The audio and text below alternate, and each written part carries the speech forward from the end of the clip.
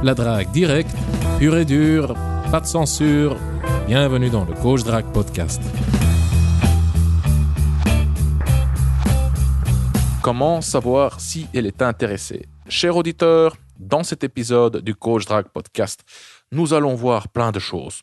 Tout d'abord, nous allons voir 10 signes d'intérêt féminin. Deuxièmement, nous allons voir comment interpréter ces signes de manière correcte. Comment éviter les erreurs d'interprétation.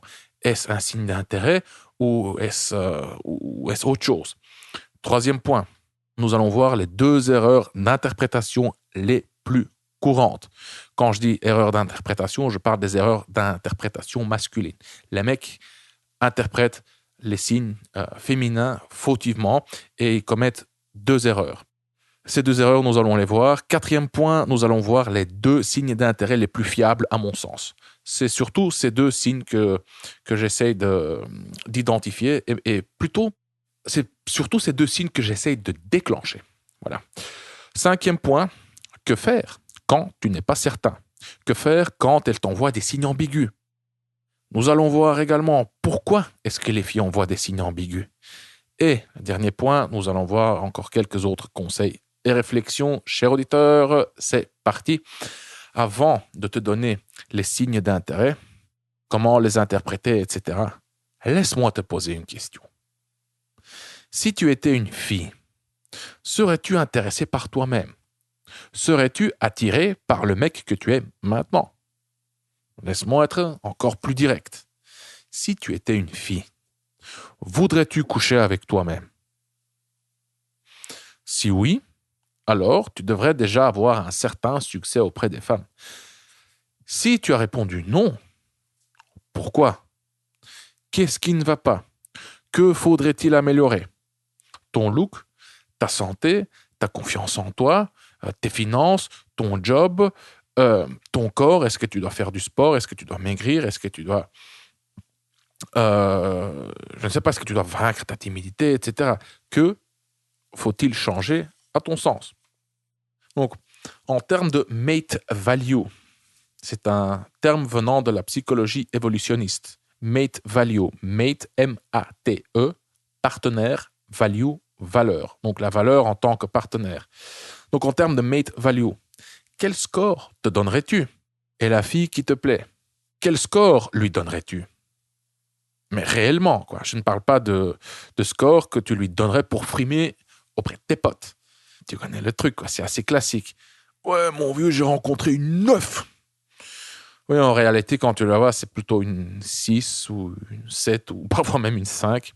Enfin bon, j'aime pas trop coller des chiffres sur les humains, mais c'est en guise d'exemple, c'est pour l'argument, c'est to make the point. Si tu es un 5 et elle une 7, il y a beaucoup de chances qu'elle le perçoive plus ou moins de la même façon.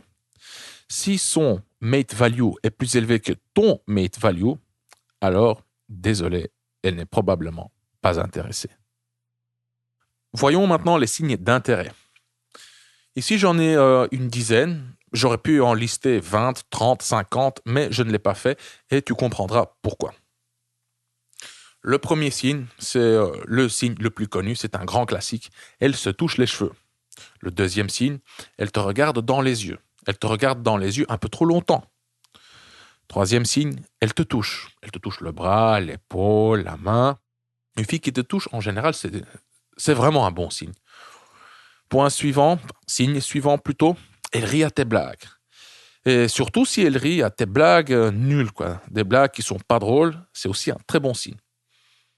Point suivant, elle te pose des questions. Elle essaie d'alimenter la conversation. Signe suivant, elle rougit. Je parlais du toucher. Elle se laisse toucher. Quand elle se laisse toucher, elle te laisse te rapprocher. C'est également bon signe. Il y a aussi quelques signes par texto. Premièrement, une fille qui répond rapidement, ça peut être un bon signe. Deuxième signe, ses réponses sont élaborées. Toi, tu lui envoies des messages courts, elle t'envoie des réponses longues, et si ces réponses contiennent beaucoup de smileys, c'est également bon signe. Troisième signe par texto, ou via WhatsApp ou n'importe quelle autre application ou messagerie, elle te relance. Surtout ce dernier point, quand une fille te relance, c'est vraiment bon signe. Attention, danger. Pourquoi est-ce que je n'ai pas listé plus de signes? Pour la raison suivante, car beaucoup de mecs se concentrent trop sur les signes d'intérêt. Ils se basent trop là-dessus. Ils ont peur de se prendre un râteau et ils se concentrent sur les signes d'intérêt car ils veulent d'abord avoir assez de certitude. Je veux être certain avant de tenter quoi que ce soit. Le problème est que tu n'as jamais 100% de certitude ou que très rarement. En réalité, voici ce qui se passe. La fille ne t'envoie pas vraiment de signes. Donc, tu n'es pas certain. C'est assez neutre. Ce qu'elle dégage est neutre. Ou bien, elle t'envoie des signes ambigus. Un moment, elle sourit, un autre moment, elle a l'air pas trop intéressée. Tu ne sais pas où tu en es. Ou bien, encore un phénomène courant, c'est qu'un signe peut signifier plein de choses. Donc, une fille qui te fuit du regard peut être une fille qui n'est pas intéressée, ou ça peut être justement une fille timide qui est intéressée. Donc, tout simplement, en réalité, c'est beaucoup moins transparent, c'est beaucoup plus chaotique. Quand tu te concentres trop sur les signes d'intérêt, sur le langage du corps, ton interaction devient mécanique, rigide, tu perds le feeling, tu n'es plus dans l'interaction, tu n'es plus dans l'instant présent. C'est comme si tu réfléchissais pendant que tu pratiques ton sport favori. Quand tu es sur le terrain de foot, tu ne réfléchis pas. Tu joues, tu entres dans un état de flow. Tu te bases sur tes réflexes, sur tes instincts, sur ton expérience, sur ton intuition. C'est ton corps qui parle. Tu n'es pas en train de jouer aux échecs. Tu ne calcules pas. Maintenant, comment interpréter les signes de manière correcte? Et ici, je vais partager avec toi la méthode d'Alan et Barbara Pease. Oui, je ne me rappelle plus du nom du bouquin, mais je vais le retrouver. Je vais te laisser le lien en dessous de ce podcast sur le site du Coach Drag Podcast et dans la description sur SoundCloud et YouTube. Donc, la méthode d'Alan et Barbara Pease. Alan et Barbara Pease. Peace, je crois que ça s'écrit comme Peace, donc P-E-A-C-E. C'est la méthode des 3 C. Quand tu interprètes les signes, quand tu interprètes le non-verbal en général, et le verbal également, base-toi sur les 3 C. Les 3 C sont le contexte, la cohérence et les clusters. Le contexte, tu dois tenir compte du contexte. Une fille qui croise les bras à l'arrêt de bus en hiver, les croise parce qu'elle a froid. Mais une fille en boîte qui croise les bras parce que tu te rapproches un peu trop, c'est probablement une fille qui essaie de te faire comprendre que tu te rapproches trop. Voilà. Elle te dit éloigne-toi. Croiser les bras est un signe de protection. Elle se renferme. Donc tiens compte du contexte. Le deuxième C, c'est la cohérence. Est-ce qu'il y a une cohérence entre les paroles et le langage du corps? S'il n'y a pas de cohérence, alors c'est le langage du corps qui dit, entre guillemets, la vérité. Quand une fille te dit, par exemple, oui, j'ai bien aimé, avec une expression assez froide ou neutre, sans trop d'enthousiasme, alors tu peux être certain qu'elle n'a pas vraiment aimé, ou qu'elle a une opinion plutôt neutre. Le troisième C, c'est les clusters, donc c'est l'ensemble. Il ne faut pas voir les signes d'intérêt isolés. Donc, quand elle croise les bras, tu ne dois pas juste te concentrer sur les bras croisés. Tu dois regarder l'ensemble. Laisse-moi te donner un exemple. Une fille qui te dit « laisse-moi tranquille » en rigolant, en baissant le regard, en souriant, en te touchant ou en te poussant, c'est une fille qui flirte. Et pour faire cette déduction, tu dois justement observer l'ensemble de son comportement, de son langage du corps et de ses paroles. Donc, troisième C, les clusters. Et moi, j'ajoute un quatrième élément, c'est l'élément temps. Le temps. Plus tu passes du temps avec une fille, plus tu collectes d'infos sur la personne, plus tu connais sa baseline, donc sa base, sa ligne de base, et plus ton interprétation sera correcte. Attention, applique la méthode des 3 C après tes interactions. Tu appliques la méthode des 3C quand tu es chez toi, à la maison, en train de remplir ton journal, en train d'écrire tes comptes rendus, quand tu es en train de faire des analyses. N'applique pas la méthode des 3C pendant ton interaction, car sinon, encore une fois, tu vas te retrouver dans la réflexion, tu vas te retrouver dans ta tête, ton interaction va devenir mécanique et rigide. Voyons maintenant les 2 erreurs d'interprétation les plus courantes. Quand tu interprètes le comportement, le non-verbal et le verbal et les 3 ensembles d'une femme, tu cours toujours le risque de commettre des erreurs d'interprétation. Les 2 erreurs d'interprétation les plus courantes sont le sexual over-perception bias et le sexual under-perception bias. Le sexual over-perception bias, c'est quoi? C'est un biais cognitif, donc c'est une erreur de jugement, une erreur d'interprétation. Et le sexual over-perception bias, c'est quand un mec interprète fautivement les signes d'une femme comme des signes d'intérêt. Donc ça peut être des signes de politesse, de gentillesse, tout simplement, sans plus. Et le mec, il se dit « Oh, oh, c'est dans la poche, elle est intéressée. » Eh ben non, désolé, elle est juste polie ou gentille et pas plus. Et donc, parfois, quand une fille te regarde un peu trop longtemps dans les yeux ou quand elle sourit, parfois, c'est juste voilà, par politesse ou par gentillesse et pas plus. Le sexual over-perception bias est une erreur commise principalement, peut-être que je me trompe, mais c'est mon observation. Pour ça, j'ai pas de données scientifiques. Mais j'ai l'impression que c'est une erreur commise surtout quand le mec est intéressé. Et le sexual under-perception bias, c'est l'inverse. C'est quand une fille envoie des signes d'intérêt et le mec, il capte pas. Ou bien il ne les remarque tout simplement pas, ou bien il les minimise. Il se dit, ouais, mais elle est juste sympa, elle est juste gentille, elle est comme ça avec tout le monde. Et là aussi, j'ai l'impression que le sexual under-perception bias, c'est une erreur qui est surtout commise par des mecs qui sont ou bien indifférents vis-à-vis de la fille, ou bien des mecs anxieux et des mecs qui ont un manque de confiance en eux. La fille le regarde, elle lui sourit et le mec se dit « Mais non, c'est pas possible, elle peut pas être intéressée par moi. Personne n'est intéressé par moi. Elle est juste gentille, c'est tout. » Cher auditeur, voyons maintenant les 2 signes d'intérêt les plus fiables. Quand tu vois ça, c'est dans la poche. Ces 2 signes sont la complaisance et la soumission. La complaisance. Comment savoir si tu as de la complaisance? Tu dois faire avancer les choses. Et quand tu fais avancer les choses, elle te suit. Donc, c'est à elle de dire non. Tu essayes de l'embrasser. Tu proposes le rencard par texto. Tu la guides du bar vers ton appart. Est-ce qu'elle suit? Est-ce qu'elle accepte? S'il y a de la complaisance, c'est bon signe. Et oui, tu essaies de conclure tout simplement. Ou quand tu essaies de l'embrasser, est-ce qu'elle se laisse embrasser? Si elle se laisse embrasser, j'ai pas à t'expliquer, c'est bon signe. Quand tu proposes le rencard par texto, est-ce qu'elle accepte? Si elle accepte, il y a de la complaisance, c'est bon signe. C'est un truc assez courant. Tu prends le numéro d'une fille, vous envoyez des textos, c'est tout. Elle aime bien recevoir de l'attention et quand tu proposes le rencard, hop, elle disparaît. Plus rien. Ou bien elle ne répond pas. C'est pour ça qu'il faut faire avancer les choses. Sinon, tu risques de faire du surplace. Voilà. Quand tu la guides du bar vers ton appart, est-ce qu'elle accepte? Si elle accepte, c'est bon signe. Mais pour savoir s'il y a de la complaisance, tu dois faire avancer les choses. Le 2e signe, c'est la soumission.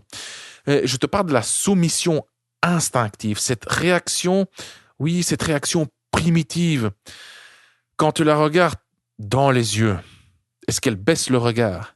Est-ce qu'elle a ce réflexe nerveux? Tu vois que tu la regardes trop longtemps dans les yeux et tu vois que ça fait monter une tension en elle. Et cette tension devient insupportable et clac, elle baisse le regard. Si tu vois ça, c'est vraiment bon signe. Tu as déjà vécu une expérience similaire dans la rue, par exemple, avec des mecs. C'est de cette soumission-là que je te parle. Tu vois, tu croises un mec ou une bande de gars et tu es intimidé. T'as déjà eu ça? T'es intimidé. Oh là là. Et tu n'arrives pas à maintenir le regard. Et c'est plus fort que toi. Bam, tu baisses le regard. Ça, c'est de cette soumission-là que je te parle. Bien entendu, c'est gay quand une fille baisse le regard. Ou quand un mec, tu vois, tu croises le mec et tu sens, tu sais que ouais, celui-là, tu peux... Enfin, t'es plus fort que lui, quoi. Hein, tu le domines. Hop, vous regardez dans les yeux et baf, clac, il n'y peut rien. Tu vois la nervosité sur son visage, la tension, tu vois, ouais, et paf, il baisse le regard. C'est de cette soumission-là que je te parle. Ouais, quand tu vois ça, c'est vraiment, vraiment bon signe. Entre nous, chers auditeurs, il y a un troisième signe d'intérêt hyper fiable. Ce signe, c'est l'initiative. Une fille qui prend l'initiative. Je ne l'ai pas mentionné, je ne l'ai pas mis dans la même catégorie. Je n'ai pas dit les 3 signes d'intérêt les plus fiables, j'ai dit les 2 signes d'intérêt les plus fiables. Et celui, je le mentionne en annexe. Pourquoi? Car c'est un signe hyper rare. Ne compte pas là-dessus. Une fille qui prend les devants, qui t'invite d'aller chez elle, qui te dit « Viens, on va chez moi ». Une fille qui t'embrasse en premier. Ça arrive, mais c'est super rare. Et pour certains mecs, ça n'arrive même jamais. Ok, point suivant. Que faire quand tu n'es pas certain? Quand tu n'es pas certain, tu as 2 options. La première option consiste à tester la complaisance de la fille.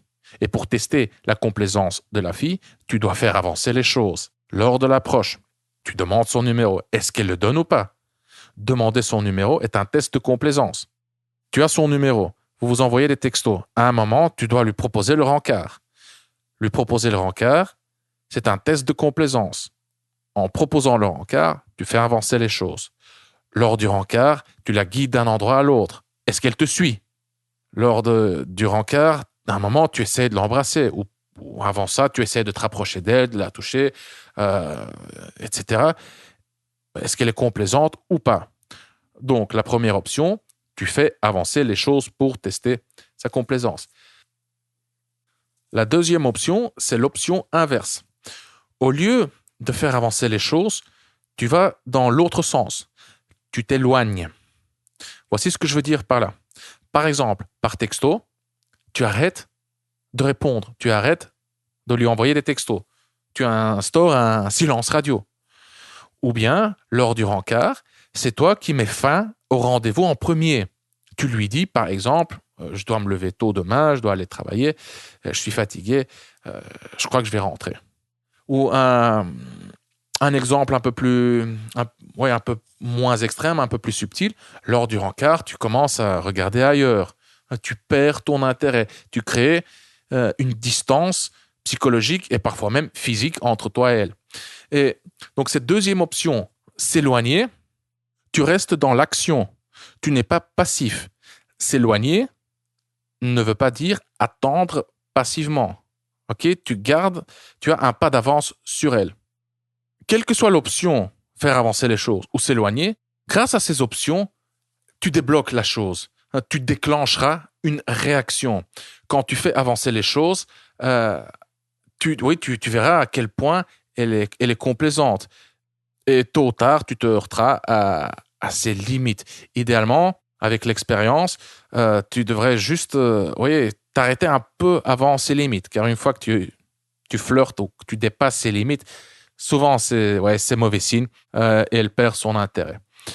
Quand tu t'éloignes, tu joues sur the fear of loss, sur la peur de perdre. Quand tu t'éloignes, tu installes le doute et tu déclenches le mécanisme je te suis, tu me fuis, ou là, ici c'est plutôt l'inverse, je te fuis, tu me suis.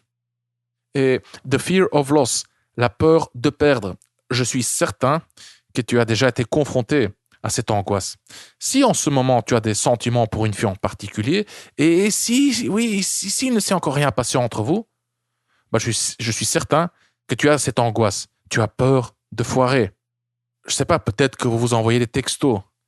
Il y a sûrement eu des périodes où elle t'envoyait moins de textos. Et elle réagissait moins vite. Ses messages étaient plus courts. Qu'est-ce qui s'est passé à ce moment-là?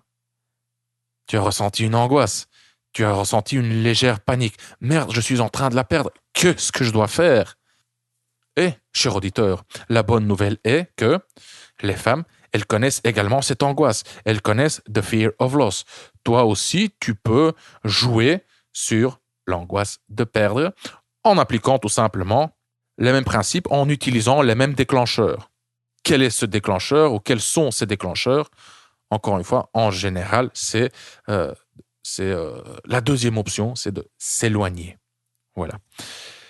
Ok, voyons maintenant le point suivant. Pourquoi est-ce que les filles envoient des signes ambigus? Il y a deux raisons. Il y a une raison immédiate, une raison proximale, et il y a une raison ultime. C'est la raison darwinienne.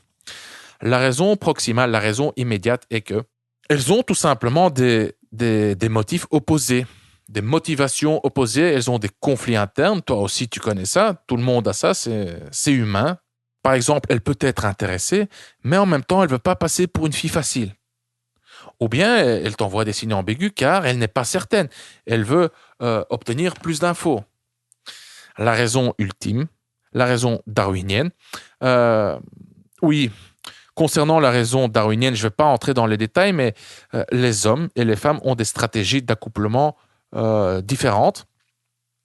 Les femmes sont plus prudentes. Elles ont besoin de plus de temps et de plus d'infos pour approuver un partenaire potentiel. Et donc, les signes d'ambigu d'une femme, vous voyez, on peut considérer ça comme des tests, comme des shit tests. Et, ouais, elle teste le mec, elle peut tester son intelligence émotionnelle. Ouais, les femmes veulent aussi avoir plus. Oui, enfin, les mecs aussi, hein, mais elle peut aussi tester la sincérité des signes que tu envoies. Est-ce que tu es sincère dans tes paroles? Est-ce que les vêtements que tu portes, est-ce que c'est de la frime ou est-ce que. Oui, les symboles de statut que tu étales, est-ce qu'ils représentent vraiment ton statut ou est-ce que ces signes sont pas sincères? Concernant cette raison darwinienne, cette raison ultime, cette raison évolutionniste, tu dois savoir, cher auditeur, que c'est purement inconscient. Elle ne se dit pas consciemment, je vais tester son intelligence, je vais tester son intelligence émotionnelle, je vais tester la sincérité de ses propos, je vais tester la sincérité de ses symboles de statut. Est-ce qu'il a vraiment beaucoup de ressources ou est-ce que c'est juste du bluff? Elle ne se pose pas la question consciemment. Chez elle, ça se traduit dans un sentiment d'incertitude et c'est ce sentiment d'incertitude qui est à la base des signes ambigus. C'est comme quand toi tu vois une femme attirante, tu ne te dis pas c'est une femme jeune et fertile, je vais m'accoupler avec elle pour me procréer. Ah non, tu vois une femme attirante et tu sens de l'attirance. Donc voilà, c'est le même principe. Ok, cher auditeur, et j'ai maintenant un dernier point pour toi. C'est l'ennemi numéro 1 de l'intérêt et de l'attirance.